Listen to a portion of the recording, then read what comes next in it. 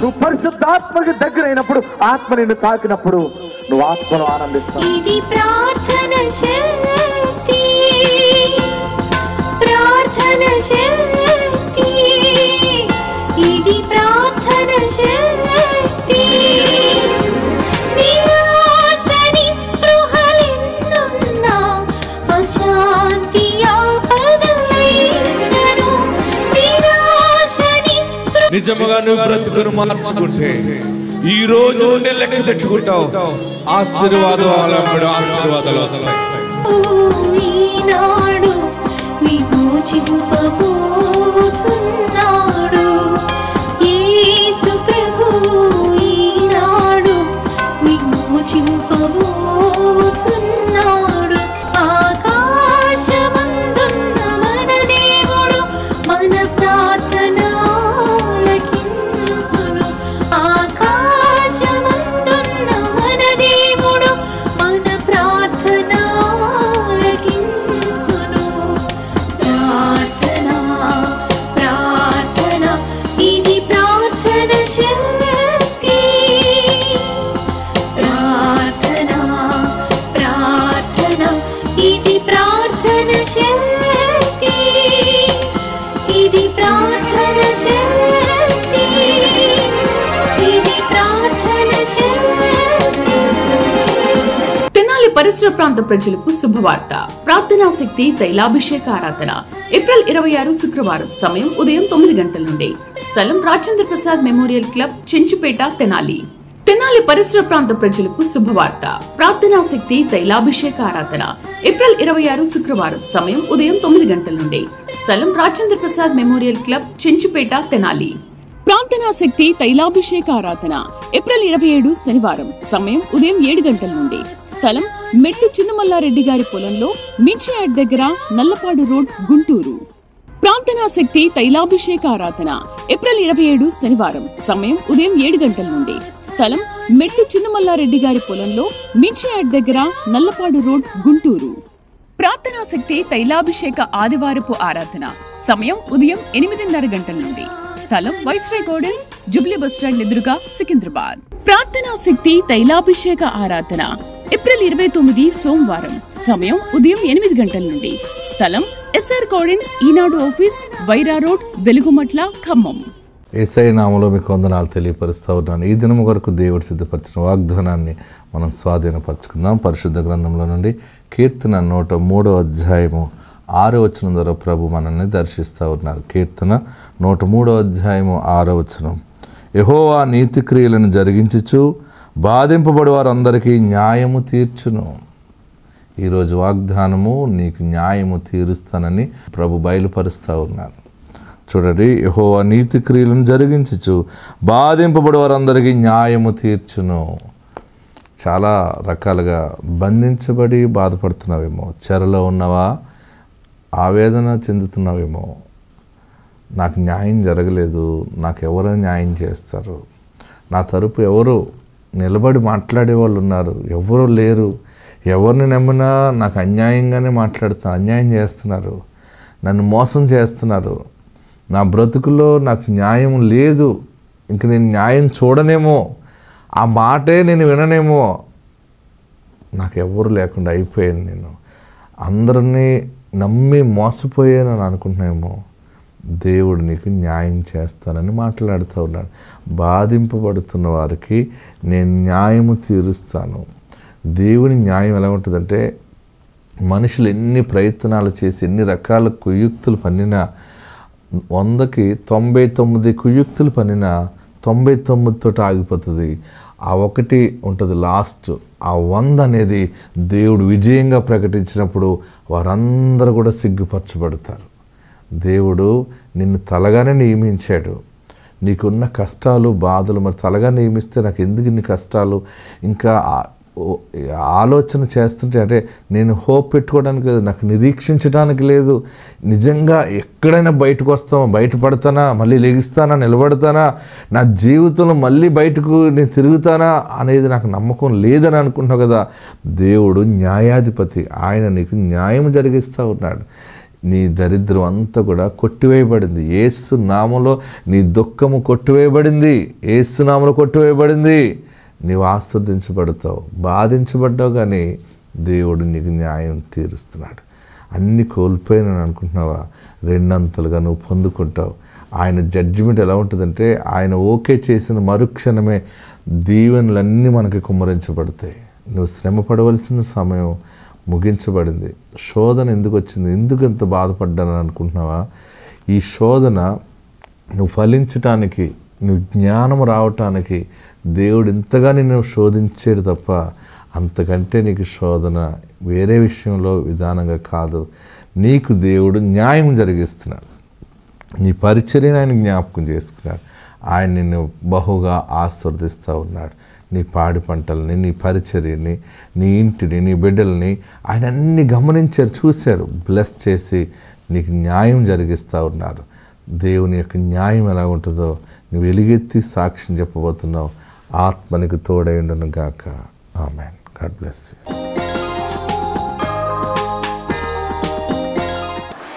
వాక్య భాగంలోకి వెళ్దాం. పరిశుద్ధాత్మ దేవుడు నాకు ఇచ్చిన మాటను మీకు బయలుపరుచుతాను. ఎహెజ్కేలు గ్రంథము 34వ అధ్యాయము 29వ వచనం. దేవుడు మీకు అనుగ్రహించుచున్నాడు. నేను ప్రార్థన చేస్తున్నాను. దేవుడు నాకు ఇచ్చినటువంటి మాట, ఒక పోస్ట్ మ్యాన్గా మీ దగ్గరికి వచ్చి ఈ మాటను మీకు ప్రకటిస్తూ ఉన్నాను. చూడండి, ఆత్మ సంబంధమైనటువంటి పోస్ట్ మ్యాన్గా నేను మీకు ఈ మాటను ప్రకటించడానికి దేవుడు ఇచ్చిన మాట అన్నమాటది. ఎహెజ్కేలు గ్రంథము 34వ అధ్యాయము 29వ వచనం చదివి సహాయం చేయండి. మరియు వారు ఇక దేశములో కరువు కలిగి, చూడండి, మరియు వారు ఇక దేశములో కరువు కలిగి నశించిపోకుండాను అన్యజనుల వలన వారికి అవమానము ప్రాప్తించకుండాను వారి ప్రఖ్యాతి కొరకై తోట ఒకటి నేను ఏర్పరచుదును. ఆమేన్. అందరూ నాతో ఈ మాట చెప్పండి. ఎహెజ్కేలు గ్రంథం 34వ అధ్యాయం 29వ వచనం. మరియు వారు ఇక దేశములో కరువు కలిగి నశించిపోకుండాను అన్యజనుల వలన వారికి అవమానము ప్రాప్తించకుండాను వారి ప్రఖ్యాతి కొరకై తోట ఒకటి నేను ఏర్పరచుదును. దేవునికి మహిమ కలుగును గాక. అందరూ అండర్లైన్ చేసుకోండి, నోట్ చేసుకోండి. పరలోకము నుండి దిగి వచ్చిన జీవాహారం అంటే ఈ పరిశుద్ధ వాక్యం. ఈరోజు నేను వేరే వాక్యం చెప్పాలని, పునరుద్ధానం గురించి మాట్లాడటానికి ఇంకా కొన్ని అంశాలు సిద్ధపడుతూ ప్రార్థన చేస్తుంటే వెంటనే పరిశుద్ధాత్ముడు ఈ ప్రజలకి ఈ మాట బోధించు అని చెప్పాడు. ఈ మాట ఏంటంటే అద్భుతమైనటువంటి వాక్యము. మరియు వారు ఇక దేశములో కరువు కలిగి నశించిపోకుండాను అన్యజనుల వలన వారికి అవమానము ప్రాప్తించకుండాను వారి ప్రఖ్యాతి కొరకై తోట ఒకటి నేను ఏర్పరచుదును. మీకు దేవుడు కరువుని కొట్టివేస్తున్నాడు. మీ పాడి పంటలు దీవించబడతాయి. కరువు వచ్చినప్పుడే అప్పులు ఎక్కువ చేసేస్తుంటాం. పంట పండలేదనుకోండి, పెట్టుబడి పెడతాం, పంట పండకపోతే మిరప తోట, ఇంకా కందులు, ఇంకేం పండుతాయి ఇక్కడ? ధాన్యం. మీకు ఏ పంట అయినా సరే, ఒకవేళ పండిన పంట వచ్చినా మీ అవసరతలు తీరకపోవటం, అదే సమయంలో పెళ్లి చేయటం, బిడ్డకి ఇల్లు కట్టడం, అప్పులు తీసుకురావటం, అప్పులకు వడ్డీలు కట్టడం, జీవితం అంతా అవమానంగా అయిపోయిందేమో అని అప్పులోళ్ళు ఇంటికి వచ్చి అడుగుతూ ఉంటే, ఫోన్ చేసి ఇష్టం వచ్చినట్టు మాట్లాడుతుంటే మనసు ఎంతో పాడైపోతూ ఉంటుంది. ప్రియులరా, ఈ నెల ఈ దినము పరలోకము నుండి దేవుడిచ్చిన జీవవాక్యము మీకు ఏంటంటే, మీ కరువు ఈ రోజుతోటే నిలిచిపోతుంది. కరువు యేసునామములో నిలిచిపోతుంది. కరువు యేసునామములో సమాధిగా మారబోతా ఉంది. ఐశ్వర్యము, అభివృద్ధి, ఆశీర్వాదము, నూతన చిగురు ఈ క్షణమే మీ జీవితంలో మొలకెత్తునుగాక. దేవాతి దేవుడు దగ్గర ఏడుస్తున్నావు కదా, మాకు ఎందుకు ఇంత కరువు, ఎందుకు ఇన్ని కష్టాలు, నా జీవితానికే ఇన్ని కష్టాలు ఎందుకు వచ్చినాయి అని ఏడుస్తున్నావు కదా.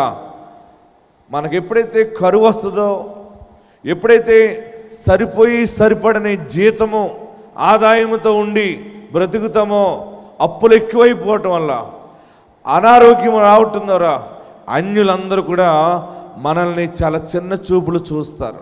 నువ్వు దేవుడిని నమ్ముకున్నావు కదా, నీకేం జరిగింది? దేవుడిని నమ్ముకున్నావు కదా, ఏదో పెద్ద పెద్ద కబుర్లు చెప్పావు కదా, నీ బ్రతికిలాగా అయిపోయింది ఏంటని, బహుశా నీ దేవుడు ఏమాయనని నిన్ను అంటున్నారేమో, బాధపడుతున్నావేమో. నా జీవితం అంతా అవమానమే అయిపోయింది, ఏ పని చేసినా అది కంప్లీట్ చేయలేకపోయాను, నా బలము తగ్గిపోయింది, నా జ్ఞానము తగ్గిపోయింది, నేను ఇంకేమీ చేయలేను అని అనుకుంటున్నావేమో. పరిశుద్ధాత్ముడి దినాన్ని నీతో మాట్లాడుతూ ఉన్నాడు. నీ కొరకు దేవుడు ఒక తోటను ఏర్పాటు చేస్తా ఉన్నాడు. నమ్మిన వారందరూ ఈ వాగ్దానము నాకే అన్నవారు చేతులు పైకెత్తి గట్టిగా చప్పటి ప్రభుని స్తుతించండి. నీ కరువుని కొట్టివేసి నిన్ను సమృద్ధిగా పోషించడానికి దేవుడు ఒక తోటను ఏర్పరచుచున్నాడు. హల్లెలూయా. ఇక మీదట తోటలో నుండి ఫలములు నీకు అనుగ్రహించబడతాయి. ఎవరున్నారు, నాకేముంది, ఏ ఆధారం ఉందని అనుకుంటున్నావేమో. ఇక మీదట ఇది ఈరోజు నోట్ చేసుకోండి, నమ్మండి, విశ్వసించండి. అన్యజనుల వలన అవమానము రాకుండా, అవమానపరచకుండా ఉండటానికి, కరువు వలన నువ్వు అవమాన పాలైపోకుండా, ఉద్యోగము లేదని ఏడుస్తున్నావు కదా, పని లేదని ఏడుస్తున్నావేమో, వ్యాపారము లేదు, ఉన్న వ్యాపారము పాడైపోయిందని ఏడుస్తున్నావేమో. దేవుడు నీకు నాకు బయలుపరుస్తున్న గొప్ప మాట ఏంటంటే, మరియు వారు ఇక దేశములో కరువు కలిగి నశించిపోకుండాను. ఈ దిన ఆశీర్వాదము ఈ నెల నుండి మీకు కరువు వలన మీరు పాడైపోవటం అనేది ఉండదు. ఇంకా మీ అందరి గృహాల్లో దీవెన నిలిచి ఉండునుగాక. నువ్వు ఇంటిలోనికి వచ్చినప్పుడు దీవించబడతావు, బయటికి వెళ్ళినప్పుడు దీవించబడతావు. నీ పిండి పిసుగు నీ తొట్టి దీవించబడుతుంది. ఎలా బ్రతుకుతాం అని అనుకుంటావేమో. దేవుడు నీ కోసము ఒక తోటను ఏర్పరచుచున్నాడు. మీరు నమ్మగలిగితే దేవుడు నాకు ఇచ్చిన ఆలోచన, ప్రవచన వాక్కు మీకు ఇస్తున్నాను. మీ అందరి పేరు మీద ఒక్కొక్క తోట రిజిస్ట్రేషన్ కాబోతా ఉంది. ఒక్కొక్క తోట మొక్క దేవుడు మీకు అనుగ్రహించబోతున్నాడు. మిమ్మల్ని భూస్వామిగా చేయబోతా ఉన్నాడు. నిజము, నేను నమ్ముతున్నాను, నేను రిసీవ్ చేసుకుంటున్నానంటే, నీకు ఆ తోట మొక్క కావాలి అంటే చేతులు పైకెత్తి కేకలు వేయండి, చప్పట్లు కొట్టండి. అది ఎస్ ఎస్ ఎస్ అవమానమును కొట్టివేసిన దేవుని కొరకు ఏలవేద్దాం. నిజ జీవితంలో ఉన్న హీరో యేసు మనల్ని భూస్వాములుగా చేసేవానికి ఏలవేయాలి మనం అందరం. Very good, very good. దేవుడి కృప మీ మీద అద్భుతముగా ఉండును గాక. దేవుడు ఒక తోటను నీ కొరకు ఏర్పరచుచున్నాడు. ఆమేన్. మిమ్మల్ని సంతోషపెట్టడానికి చెప్పట్లేదు, దేవుని ప్రతినిధిగా మీతో మాట్లాడుతున్నాను. ఏమీ లేదు, సెంటు భూమి లేదని ఏడుస్తున్నావేమో. తోట ఉంటుంది, తోట మధ్యలో ఒక జీవనది ఉంటుంది. ఆ తోటలో నది 4 దిక్కులకి వెళ్తుంది. ఆ తోటకి కాపరి పరమ తండ్రి అయి ఉన్నాడు. మీరు నమ్మగలిగితే మళ్ళీ నెల నుంచి నా దగ్గరికి డాక్యుమెంట్స్ పట్టుకొస్తారు మీరందరూ కూడా. ఆమేన్. ఏడవకండి. మీరందరూ భూస్వాములుగా ఉండాలని కోరుకుంటున్నాను. మీరు పనికి వెళ్ళే వాళ్ళగా ఉండటమే కాదు, డైలీ కూలి తెచ్చుకుంటే కానీ బ్రతకలేమన్నట్టు కాదు. నువ్వు దర్జాగా కాలు మీద కాలు వేసుకుని కూడా నీ తోటలో కాయలు కోసుకుని తిని తృప్తి తీరగా దేవుని ఘనపరిచే సమయం ఆసన్నం అవుతుంది. మీ అప్పులన్నీ యేసునామములో కొట్టివేయబడును గాక. మీ దరిద్రము యేసునామములో కొట్టివేయబడును గాక. దేవుడు ఒక తోటను నీ కొరకు ఏర్పరుస్తున్నాడు. ఆ తోట ఆత్మ సంబంధమైన సంఘానికి సూచనగా ఉంది. భౌతికంగా మనము జీవించటానికి ఉపయోగపడటానికి ఒక సహాయ నిధిగా కనపడుతూ ఉంది. భయపడకండి, ఏడవకండి. అవమానం అయిపోయింది, ఇంత అవమానముతో నేను బ్రతకలేను అని అనుకుంటున్నావేమో. ఎక్కువ అప్పులు అయిపోయి నేను అనుకుంటున్నావు. ఏముంది నాకు అసలు ఆధారము, నాకు ఏదైనా గుర్తొస్తే అసలు నిద్ర పట్టట్లేదు, మధ్యరాత్రిలో లేచి భయపడిపోతున్నాను అని అనుకుంటావేమో. నీతోనే దేవుడు మాట్లాడుతూ ఉన్నాడు, మిమ్మల్ని దర్శిస్తూ ఉన్నాడు ఆయన. ఇక మీదట అన్యజనుల వలన అవమానం మీకు రాదు. మిమ్మల్ని ఎవరెవరు చిన్న చూపులు చూసారో, ఎవరెవరు నీ బిడ్డల్ని నిన్ను అవమానంగా మాట్లాడారో, నీ దగ్గరికి సహాయం అడగటానికి వారు వస్తారు. నువ్వు కాదనకుండా సహాయం చేయాలి. మనల్ని బాధ పెట్టిన వాళ్ళు మన దగ్గరికి వచ్చి సహాయం అడిగినప్పుడు మనం ఎంతో కొంత సహాయం చేయాలి. అందుకే ప్రార్థన శక్తిలో ఉన్న వాళ్ళందరూ గొప్పవాళ్ళు అయిపోతారు. నా ఆలోచన, నా ప్రార్థన అంటే మీరు గొప్పవాళ్ళు అయిపోయి, మీరు తోటలు కలిగి, ఓటలు కలిగి, మీరు రక్షణ కుటుంబాలుగా ఉండి, మీ గ్రామాల్లో, మీ చర్చిల్లో మీరు అద్భుతమైన విశ్వాసులుగా ఎదగాలని కోరుకుంటూ ఉన్నాను. హల్లెలూయా, హల్లెలూయా. యేసు ప్రభు త్వరగా వచ్చుచున్నాడు. అన్నిటికీ మూలము ధనమే. దుఃఖానికి మూల కారణం ఎక్కువ శాతం ధనమే. అందరూ కళ్ళంపడ నీళ్ళు వస్తున్నాయి, ఏడుపు, గుండె నిండా దుఃఖం. ఎందుకంటే అప్పులైపోయాం. నిజంగా ఆర్థిక వ్యవస్థ పాడైపోయి ప్రతి ఇంటిలో ఆర్థికంగా లేమి, వచ్చేటువంటి ఆదాయము నీకుండే ఖర్చులకి సరిపోకపోవటం. నిజంగా నేను ఎలా బ్రతుకుతున్నానో, నేను ఎలాగ జీవిస్తున్నానో, ఎలాగ నా కుటుంబాన్ని పోషిస్తున్నానో పరమ తండ్రికి తప్ప ఎవ్వరికీ తెలియదని ఏడుస్తున్నావు కదా. ఇక మీదట నువ్వు ధైర్యముగా బ్రతకటానికి దేవుడు నీకు ఒక తోటను ఏర్పాటు చేస్తున్నాడు. ఆమేన్. మగపిల్లల్ని కావాలి, ఆడపిల్లల్ని కావాలని అడిగితే ఇచ్చే దేవుడు నీకు తోట కావాలని అడిగితే ఇవ్వడా? ఎస్, గట్టిగా చెప్పండి. నా దేవునికి సాధ్యమే. అందరు చెప్పండి, నా దేవునికి సాధ్యమే. ఒక ప్రవక్తగా వచ్చాను గనక మీకు దీవెన ప్రకటిస్తున్నాను. మీ తోటలో వచ్చే ఫలాలతో మీరు భుజిస్తూ, వచ్చిన ధనముతో మీ కుటుంబ అవసరాలు తీర్చుకుంటూ మీరు దేవునిని గణపరచండి. మీ బిడ్డలు సుఖముగా ఉంటారు. ఏడవకండి, చనిపోవాలని అనుకోకండి, సూసైడ్ చేసుకోవాలని అనుకోకండి. మరణిస్తే గొడవ వదిలిపోతుంది కదా, ఎటైనా పారిపోదామా, రైలు కింద తలకాయ పెట్టుకుందామా అని అనుకోకండి. మీకు నేనున్నాను, ప్రార్థిస్తున్నాను. దీవించే దేవుడు మీకు తోడున్నాడు. ఒక ఆధారము దేవుడు చూపిస్తూ ఉన్నాడు. మరలా చదవండి మాట, ఎంత అద్భుతమైన మాటగా దేవుడు బయలుపరుస్తున్నట్టే. మరియు వారు ఇక దేశములో కరువు కలిగి నశించిపోకుండాను అన్యజనుల వలన వారికి అవమానము ప్రాప్తించకుండా వారి ప్రఖ్యాతి కొరకై తోట ఒకటి నేను ఏర్పరచెదను. తోట దేనికోసం చెప్పండి? మీకు ప్రఖ్యాతి కలగటానికి. ఖ్యాతి, ఆమేన్. ఏమీ లేనివాడికి ఏమి ఎవరు గౌరవం ఎవరు. కొంచెం భూమి ఉందనుకోండి ఏమంటారు చెప్పరే. కొంచెం పొలం వచ్చిందనుకోండి, ఆ పొలం ఎప్పుడైతే ఉంటుందో సమాజంలో నీకు విలువ పెరుగుతుంది, ఖ్యాతి. బీదలైన మీరు ధన్యులు, మీరందరూ దేవుని తోటలో నిలబడబోతా ఉన్నారు. మీరు నమ్మని వారందరూ కూడా ఇక అప్పులున్నాయి అని ఏడుస్తున్నా కానీ నీ అప్పు పోతుంది, నువ్వు భూమి కొంటావు. 7 మార్లు ఆమేనని చెప్పండి. నీ అప్పు పోతుంది, నువ్వు భూమిని కొంటావు.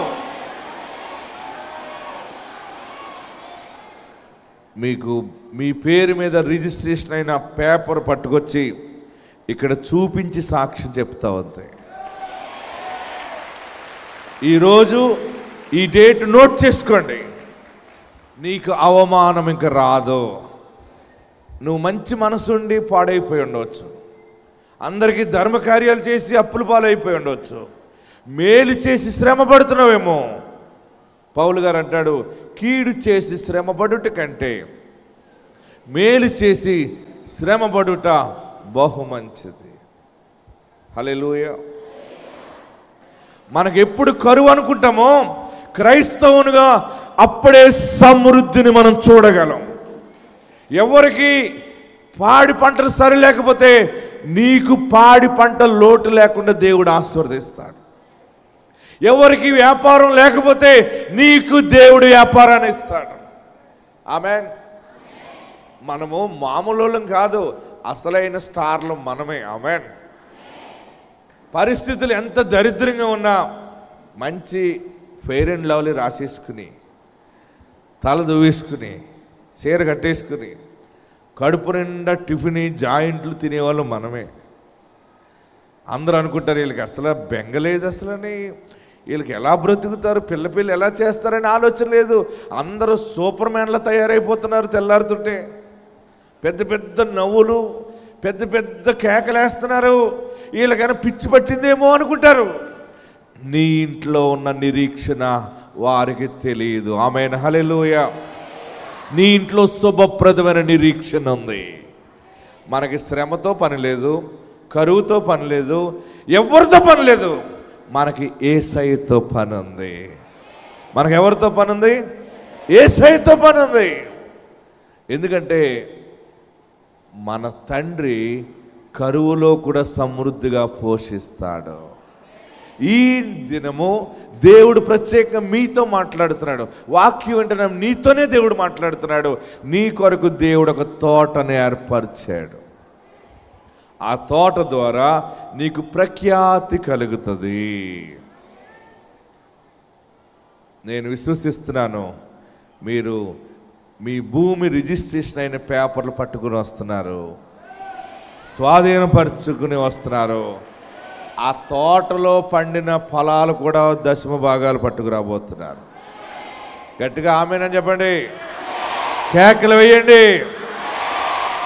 మీకు డబ్బు ఇస్తే అందరికీ అందదు, కానీ వాగ్దానము దేవునిది ప్రకటిస్తున్నాను. మీ ప్రాంతము దీవించబడును గాక, నీ కుటుంబము దీవించబడును గాక. ఆర్థిక సంక్షోభము యేసు నామములో కొట్టివేయబడును గాక. అందరూ ఉన్న చోటని లేచి నిలబడదాం. అందరూ ఉన్న చోటని లేచి నిలబడి 2 చేతులు ఆకాశం వైపు చాపి, నా దరిద్రాన్ని దృష్టించేవా బాబు, నాతోనే మాట్లాడేవా, నువ్వు నన్ను జ్ఞాపకం చేసుకున్నావా? ఏ ఆధారము లేని రూతుని జమీందారు భార్యగా సిద్ధం చేసిన దేవుడవు, కరువులో సమృద్ధినిస్తావు.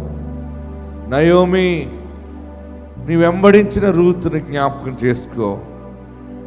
అంతకంటే దారుణమైన బ్రతుకు ఇంకెవరికి ఉండదు. రూతు బ్రతుకుతో నువ్వు పోల్చుకుంటే నీ బ్రతుకు చాలా ఆశీర్వాదంగానే ఉంది. ఆల్రెడీ కొంచెం శ్రమ వచ్చిందని తొట్టెళ్ళిపోతున్నావా? కొంచెం లాస్లో ఉందని తొట్టెళ్ళిపోతున్నావా? ఈ దినము తన దాసుని ద్వారా దేవుడితో మాట్లాడుతూ ఉన్నాడు. నీకు అన్యజనుల వలన అవమానము రాకుండా, నీకు ప్రఖ్యాతి కలగటానికి, నీ కొరకు దేవుడు ఒక తోటను ఏర్పరచుచున్నాడు.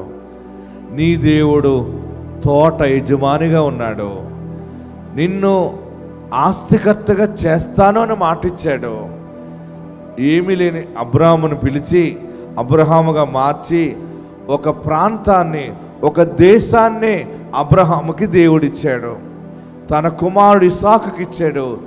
ఆ కుమారుడు యాకోబుకి ఇచ్చాడు. అది ఈ రోజుకి ఇజ్రాయేలు దేశముగా మన కళ్ళకు కనబడుతూ ఉంది. ఇంతవరకు ఏవేవో వచ్చి అమ్ముకున్నావేమో కానీ, లేకపోతే నీ జీవితంలో ఏ ఆశీర్వాదమో చూడలేదేమో కానీ, ఈ దినము పరలోకము నుండి దేవుడు నీతోనే మాట్లాడుతూ ఉన్నాడు. నీ కొరకు ఒక తోటను దేవుడు ఏర్పరచుచున్నాడు. నీ దరిద్రం పోవటానికి, నీవు బ్రతకటానికి ఒక బ్రతుకు తెరువుని దేవుడు నీకు సిద్ధము చేశాడు. నిన్ను ఆయన ప్రేమించడానికి, నన్ను ప్రేమించడానికి మనలో ఏ అర్హత లేదు, కానీ అయినా ప్రేమించాడు. అదే దైవ ప్రేమ, అదే దైవ ప్రేమ. అందరూ కళ్ళు మూసుకుని ప్రార్థనలో ఉండండి.